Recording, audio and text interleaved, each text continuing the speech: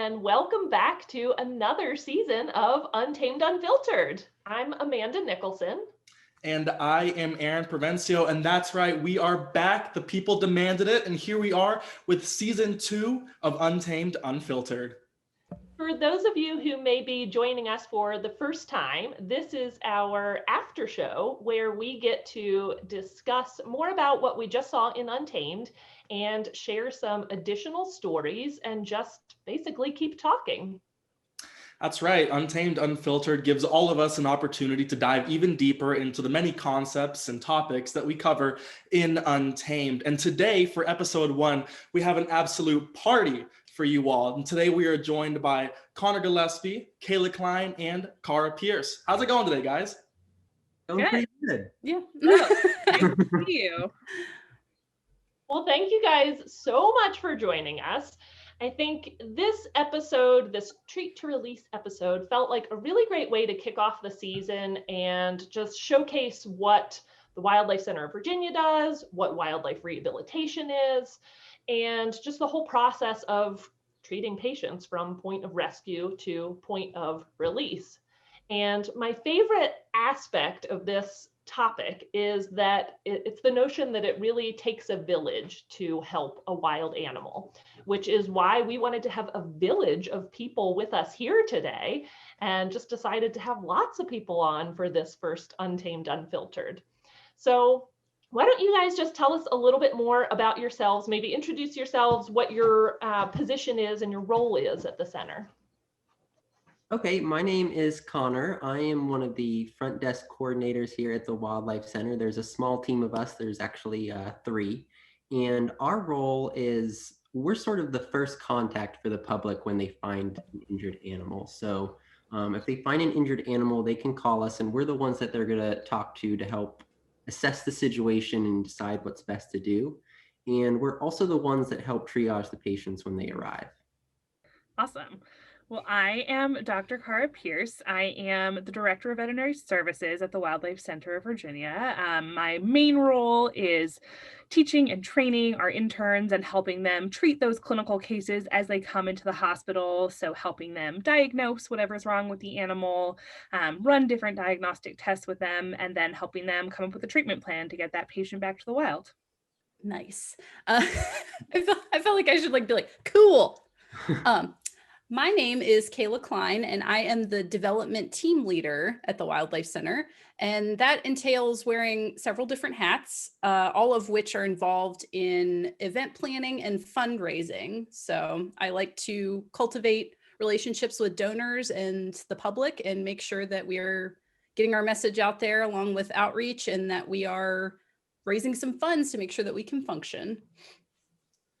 Absolutely. Well, thanks, guys. And so as you viewers can see, it takes a lot of people, and this is by no means the entire community that we rely on to help us provide care for these injured, orphaned, or displaced wild animals that we see every day and every year here at the Wildlife Center of Virginia. Now, I want to go ahead and break down this process that we do from rescue to release, as the episode is titled. And I think we're going to go ahead and start with you, Connor, because as the front desk coordinator, you often are the one who interacts the most immediately with those rescuers and transporters who bring those injured or orphaned wildlife to see us in the first place. So what is that experience like? Who do you often encounter as a front desk specialist? Yeah, so most of the time, I would say the vast majority of the time when we get phone calls, it's just a member of the public, someone that's going about their day as usual. Maybe they're doing yard work, going for a walk, or even driving to work when they happen to come across an injured animal that needs help. So that's sort of where we come in. They'll go ahead and they'll call us, and we'll sort of assess the situation and figure out what's the best thing to do. Sometimes it's also businesses or even organizations like animal control or the police that will call us. But most of the time, it's just people going about their day. And all it comes down to is someone who finds an injured animal and cares enough to call us and figure out what to do to help them. And then, of course, once that animal has arrived, then it kind of gets passed on to the hospital, and that's where it kind of comes into your care. Is that right, Dr. Karra? Yeah, so once that animal makes it to the hospital, it goes over to the vet team, and we then work to assess that patient, triage that patient. Sometimes we have, 10 to 15 patients waiting to be seen. So we have to depend on Connor and the other front desk coordinators' assessment of that animal to say, I think you need to look at the one in box number 4 soonest. It looked really not well. And, the one in box number 6, he can wait a little while. He's, a healthy orphan squirrel or a squirrel that was caught by a cat and needs, some antibiotics, something like that. So we really depend on the front desk coordinators to make those assessments when they come in, which is really important. And then from there, we work through those cases just like any vet hospital would do. We act kind of similar to an emergency vet hospital. So as the patients come in, we see them in the order of urgency, basically. And we do whatever workup that patient needs. So they all get a physical exam at the start. They might get different diagnostics, blood work, radiographs. And then if that patient is a patient that's a candidate for rehab and return to the wild, then we proceed with all different treatment plans and things like that. Something that's important about us is that all along the way, we have students involved. So we have vet students with us the whole way along, helping with the physical exam, helping with the diagnostics, to bring that training and teaching piece in. And of course, in order to provide this high level of treatment to the thousands of patients that we see every year, we rely on the public, not just to bring us those animals, but in other respects. Is that right, Kayla? That's correct. So interestingly, many of our long-term donors actually started out as individuals who found an animal, were looking to get it help, and located us and brought the animal to us and saw the treatment that it went through and may have even been involved in the release aspect. And they could see the difference that we made in that animal's life and ended up leaving us a monetary donation to make sure that it got the care that it needed. And every single dollar that a person gives matters. It goes towards everything Karra mentioned, the assessment, the treatment, keeping the lights on, medication, everything. I think that's always amazing for me to think about. Like at the center, we see the patients. I mean, certainly Karra, you and the veterinary team are, working with the patients every day. Outreach writes about the patients. We're very patient focused of like, oh my gosh, did you know that this came in and we're treating this many animals?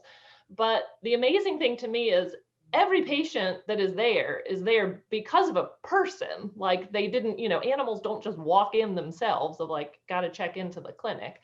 Like it took a very caring rescuer to stop, to have the presence of mind to be like, what is this? What is this situation? And to call us for help. In a world where it would probably be easy just to like keep on driving by or like ignore that animal because it doesn't belong to anyone, everyone. So I think that's just always so interesting to think about of like really, it's part of that village that it takes. The rescuers are a key component here. So I'm curious for all of you, I want all of you to answer this. I'm curious to know if you have any favorite rescue stories. And maybe it's one you were involved with, maybe not, one that you heard about or read about. Goodness knows we hear about a lot of them. Yeah, I have one that has kind of stuck with me for a while. It was a hawk. I can't remember if it was a red-tailed hawk or red-shouldered, but it kind of got itself into a tricky situation where it was actually located on the side of the interstate. It had probably been hit by a vehicle, but because of where it was located, it was just sort of a tricky rescue because people can't just safely pull over to the side of the road there to help it out. And there's also laws against that for people because, the safety hazard of people pulling off to the side of the road. But I remember one morning that hawk was on the side of the interstate and we had about 7 or 8 calls about it within a 10 to 15 minute period by all these people driving past that cared enough to pick up the phone, call our center and figure out if there's a way that we can help it. So each of those individuals, after talking to us, we kind of told them to reach out to the police because they're the only ones that can actually stop on the side of the road and help it out. And almost all of them actually did. They took the time, they called the police, and the police then called the Department of Wildlife Resources, who sent one of their officers out to rescue it and get it to our center. So I think that's a good example of, like you said, it takes a village. This took 8 people calling about it, that then called the police, who then called DWR. So there's just so many people really rooting for that hawk and wanted it to get rescued. So it was a really, really great situation where it finally got to the center. So for me, this is a bit of a long story, so bear with me. But something that's really unique about our center is we have an after hours on-call phone.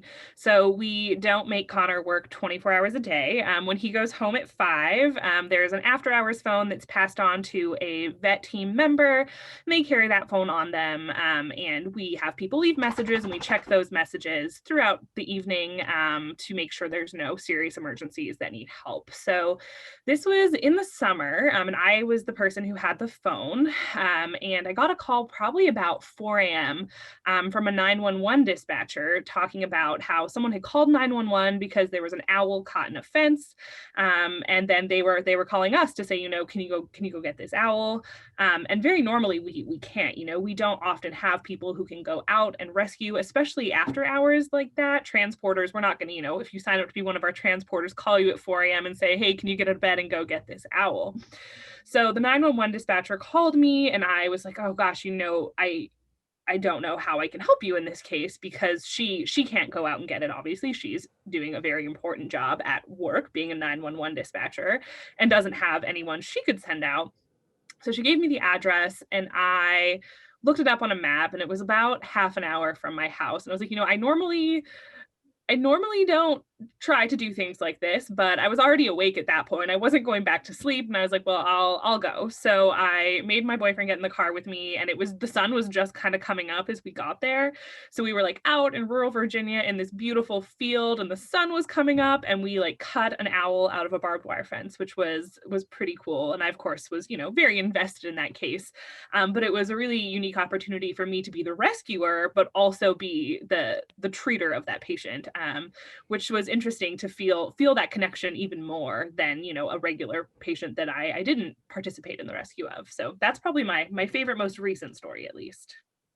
That's actually a great follow-up question to that, of that connection that you felt. Like how connected do rescuers feel with their rescuee? Yeah, I will mention a few things here. I think people feel super connected, and they want to take ownership, of they've done this thing for that animal, and we super appreciate that, because we couldn't do that without them. And Connor can speak to this for sure, but afterwards people are constantly, calling for follow-up, emailing for follow-up, trying to find out how that patient did, to see what the outcome was, because they're so invested in that case. Yeah, definitely. Whenever we intake an animal here at the center, we give them the patient ID number so they can follow up. And most of the people do follow up. They send emails oftentimes weekly, because they're very invested in that animal they rescued, and they want to make sure that it's doing okay, or if it's making progress, or they just want to know. They really care about it, and they want to see how it does. Kayla, so I had to follow up on the connection because I love that so much. But Kayla, have you been involved with, heard about through the grapevine, any great rescue stories that stand out to you? Yeah, actually, it's a good follow-up to your follow-up question, in that my story is my own story. So I'm going to talk about myself for a little bit, but 2.5 years ago, I guess at this point, I was out and about town, and I was on the top of a parking garage, and there was a very young mourning dove. I think it was a fledgling, and he was just on top of this parking garage flipping out. He definitely had something wrong with him. So I scooped him up and actually took him to the wildlife center and dropped him off. And in the process of dropping him off, left a monetary donation. And this was before I had even worked at the center, and I had only had a very surface level knowledge of the center and what we do.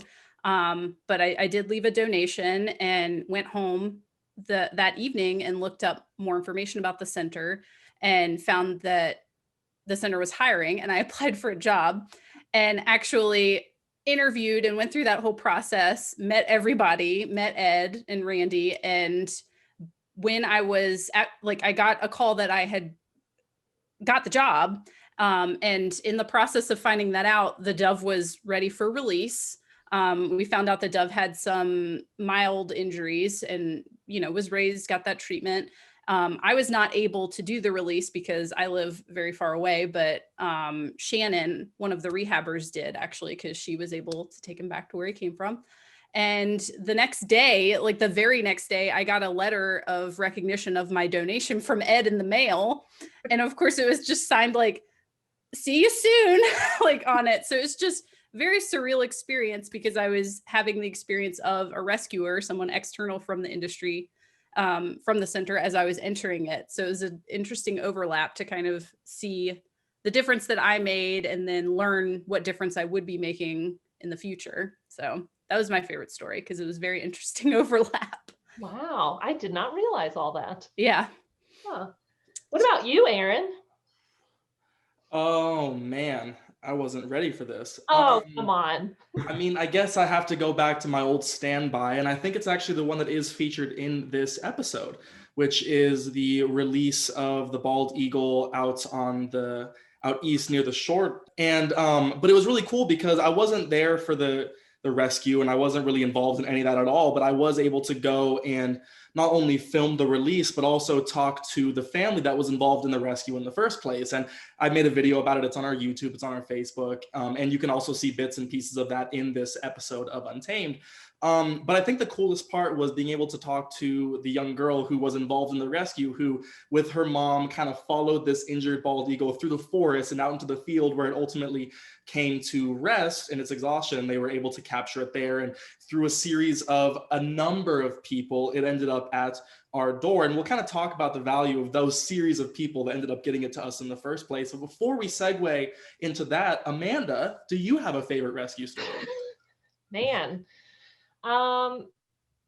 you'd think I would have like a handful at the ready, but I myself have been involved with a couple of rescues, so I get that angle, and it does feel very different, really, to like be the rescuer as opposed to hearing about it or like seeing the patients coming through there. But I feel like I always get to hear about great stuff because being in the outreach department, I mean, part of our role is to feature a lot of stories, and we write a number of those up. We can't write up all of the patient stories, of course, because that would be more writing than is possible, perhaps, but with all the patients we get. But yeah, I think we get to hear a lot about some really cool rescue things. There have been a couple of cases where someone has had to rescue an animal on the water or in the water, and rescue has involved a boat, which always impresses me. And one of those stories, actually a former intern of ours went out in a canoe to rescue a bald eagle. So that's a lot. But there was another story one year, I think we got I want to say it was a red-throated loon. That might not be correct, but it was some sort of loon that we don't often see around here. And it was like stuck in the middle of this frozen lake. And people just like really went the extra mile. You know, they could not just watch this bird sitting out there being totally stranded because loons need open water to take off. They need a good amount of space to like build up speed and paddle and then fly off. So this poor loon was stuck, and like that is not an easy rescue. And there is no, there's no like ambulance that goes out to do that sort of job. We really do depend on rescuers. And in that case, like they figured it out. They got a boat, they broke the water, they made their way out there and got this bird and brought it to us, which I thought was really cool. Man, that's incredible. I've never heard that story before. But as you mentioned, and it's kind of this, we would love to have an ambulance for wildlife, right? We'd love to have a big van that we could mobilize, put sirens on the top, and drive all across the state, or sorry, the Commonwealth. Because the fact of the matter is, and you all can speak to this more, we get calls from all over the place, but we get calls from all over the state, and we get wildlife turned into us from all across the state. And as much as we would all love to spend all of our days Monday through Friday 9 to 5 driving all across Virginia, that just simply isn't possible. So we need a little bit of help. Now, what does that help look like? Yeah, so a lot of the time, even when people find injured animals, they can't get it to our center for a couple reasons. Sometimes, they don't have a working vehicle. They might be watching kids, so they can't really step away to transport that animal. or they might be on their way to work and can't take time off. So that's sort of where our volunteer transporters, which are sort of like a reinforcement, so to say, come in and they are able to help out. So what they'll do is they'll actually, they take the time to go out to wherever the animal is, wherever the person finds it, and pick up that animal from them and transport it back to our center. And sometimes they'll even help with the rescue of these animals, because when you think of the type of animals that are coming in, we're getting things like eagles, hawks, owls, with really large talons that a lot of people aren't comfortable trying to rescue, even with some information from us on how to go about it. A lot of times they're not comfortable, and that's understandable. So that's sort of where our transporters come in. They can also sometimes help with that rescue for certain species and get it back to our center. And I think something that's amazing is, like you said, they're all around the state. We don't just have volunteer transporters in Waynesboro, kind of close to the center. They're all around Virginia. So when someone calls us with saying that they found an injured animal, it's a pretty good bet that within about a half an hour's drive of where they're at, there's probably a volunteer transporter that can help them if they need it, which is just a really great resource for us to have. And we really couldn't do our job without them. If I had to guess, I'd say maybe 1 out of 5 or 6 calls that we get at the Wildlife Center probably involves a volunteer transporter coming out to get that animal and bringing it back to our center. So we see about over 3,000 animals every year. So when you do the math, that's hundreds and hundreds of animals each year that wouldn't make it to our center or other rehab places without the help of these volunteer transporters. So they're really so essential to what we do.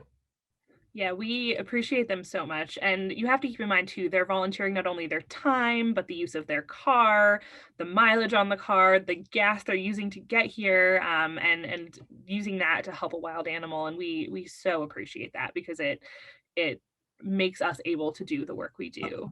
I have a question for Connor. Can I ask a question? Am I allowed? Connor, if anyone who's watching is interested in becoming a volunteer transporter, how do you do that? Yeah, so you can just go to the Wildlife Center's website. There's a Support the Center tab that has our volunteer opportunities, and they can apply to become a volunteer transporter. And during that process, you'll have the chance to go over, what that entails. What does it mean to be a volunteer transporter? It'll kind of go over the more specific details of the position.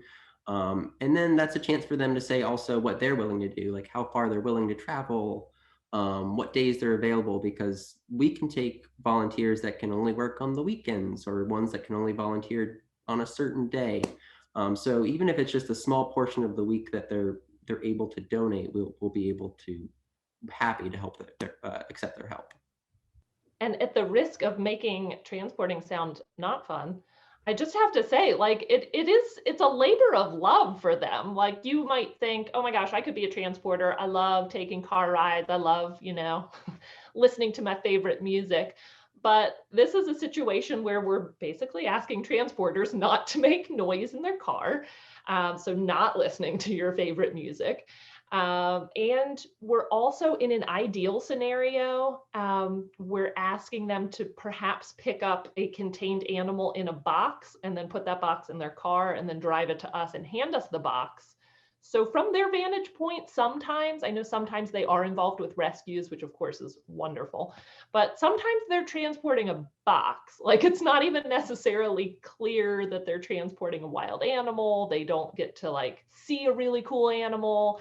The animal certainly doesn't say thank you at all. So it's, we have such wonderful dedicated transporters, and I'm always so impressed that they really, they get it. They take the time, they want to help us out, even though it's kind of a thankless job. I mean, we say thank you. And if we have transporters watching, thank you guys, you're the best.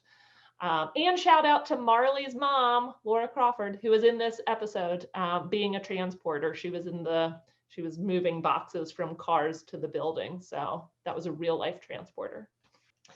So we've talked a lot about rescuers, transporters, all of those people who are involved with helping us take care of wildlife.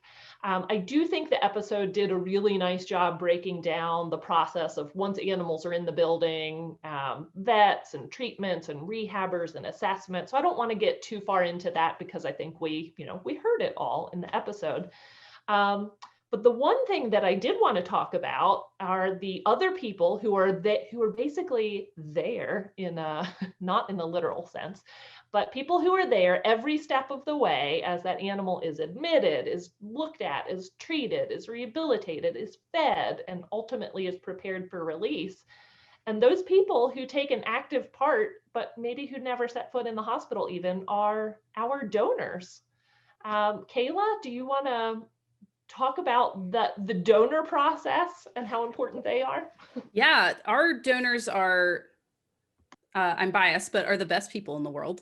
And we receive donations from people all across Virginia and all across the world, really, because you could donate online. So it's not even though we talked about a donation coming in when someone brought an animal, sometimes people find our resources online and believe in what we're doing, and they give us a donation there.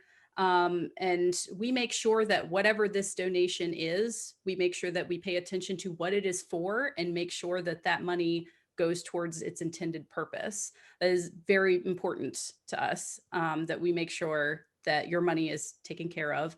I was told an Edism before this that I have not heard incredibly often, but I feel like should be adopted, which is Ed likes to say that whenever people donate to the center, they're not giving us their money, they're entrusting us with it and trusting that we will use it to help wildlife and to teach people. And that is what we make sure to do.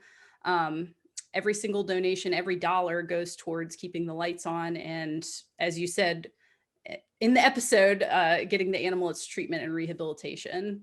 But yes, there's a lot of careful practices we go through where we take the donation, we make sure it goes into the donor software. We make sure every donor is acknowledged personally for their contribution. And we try and maintain those relationships and encourage them, because it is a relationship. When you contribute to the center, you're a part of the center. You're making it happen. Yeah, I think the generosity and the amount of support that we receive from members of the public, like you mentioned, all across the country, all across the world, is incredible, because without a doubt, we could not do what we do and handle as many patients as we do every single year without that immense and incredible generosity from people that, as Amanda said, might never step foot in Virginia. Yep. Not even mentioning our hospital or on the grounds. So it's breathtaking to see the amount of support and love, honestly, that our donors are willing to give us to do what we do here. And it's really cool to watch. And speaking of what we do here, the goal of release to rescue to release is to release that animal, right? To release that animal that came into us for any reason back into the wild where ultimately it belongs. And one of the cool things that we do get to do pretty often, Connor, I hope you can speak to this, is that those rescuers that are emailing weekly to keep an eye on that animal that they brought in sometimes get a chance to be the ones to release that animal back where they found it. And what does that look like for them? It's pretty amazing for them. So that's definitely one of our favorite parts of our job at the front desk, is that moment when the vet staff gives us that CFR, which is the clear call for release, which means that an animal has been rehabilitated successfully and it's ready to go back into the wild.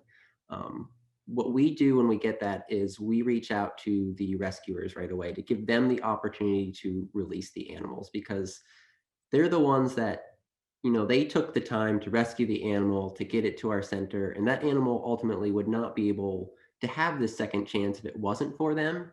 So that's why it's so important to us that we're giving them that opportunity to see it through, to release them back into the wild after that investment they've made, and because they've cared so much. And most of the time when we call someone and let them know that an animal is ready for release, they are just overwhelmed with joy. We've had people cry, they were so happy. We've had people just say thank you over and over again. Just so much gratitude for what we've been able to do for that animal. And a lot of them didn't really expect it. Sometimes they don't really think that there's a lot you can do to help these animals. They try, they bring it to our center without much hope that there's anything that can be done. So they're also really surprised to hear that these animals were able to get to recover and get released back into the wild. Well, do you guys have any favorite release stories? Again, maybe it's one you were involved with, maybe it's one that you heard about or helped coordinate.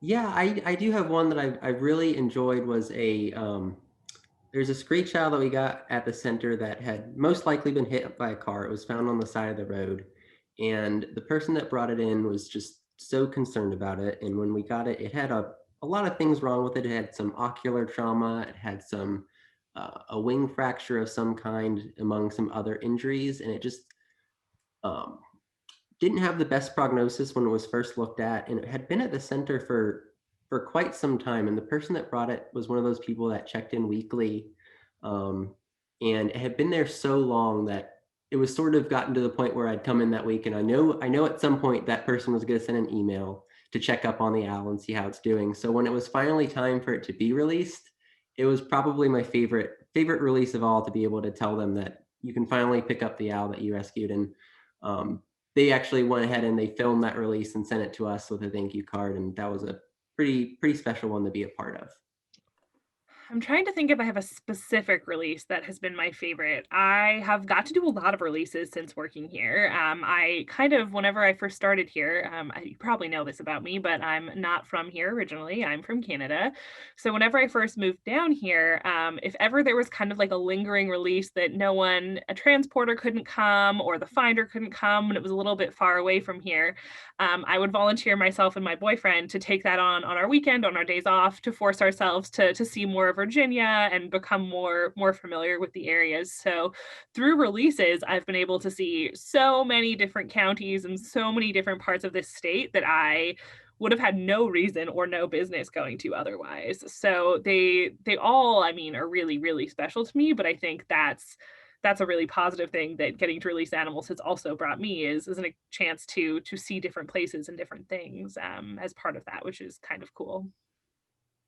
I think for me, the one that springs to mind was I think the first eagle release I was able to go to since I started working. And I had to kind of help coordinate getting that all figured out. And that was my first introduction to that process.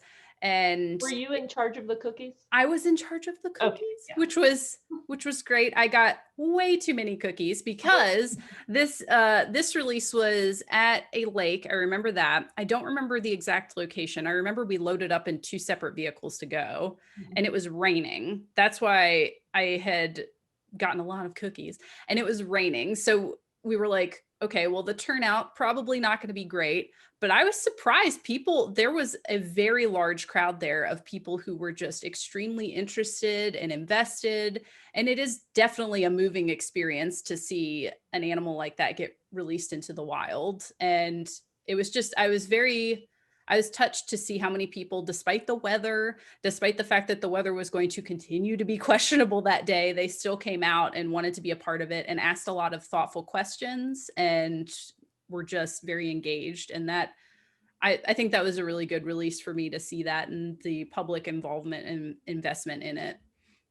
Wow. Well, I mean, I think that public involvement, that public investment is a great example of kind of what we've been talking about this entire episode. And so I think that, I don't know if there's a better way to maybe wrap this one up. So episode 1 of Untamed Unfiltered might just finish on that. But wait, I have one more question before we go. It is specifically for Connor. And after viewing this episode of Untamed, and our viewers got to see Connor hard at work there on the phone, at his computer, on the phone. I feel like we all want to know, Connor, where are you? You know, I'm still trying to figure that out. It's a hard question to answer. So for anyone that saw that sticker on my computer, it's a little sticker that says, "Where are you?" And that's because whenever we field a phone call from the public, there's certain information we need to get. And that's one of the most important parts of the information, is where are they at? And a lot of the times when you're in the middle of a conversation, it's back and forth, you're assessing an animal, it's really easy to forget those little parts. So when I started, that was a little reminder that I set for myself, and I just never took it down. So Good to know. I'm disappointed that this was not a Blink-182 reference, but I'll have to live with that for the rest of my life. So,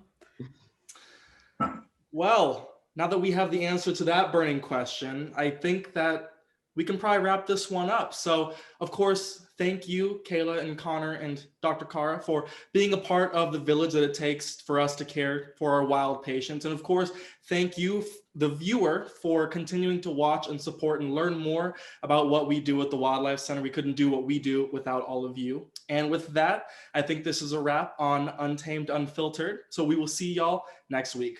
Bye, everyone. 2, 3.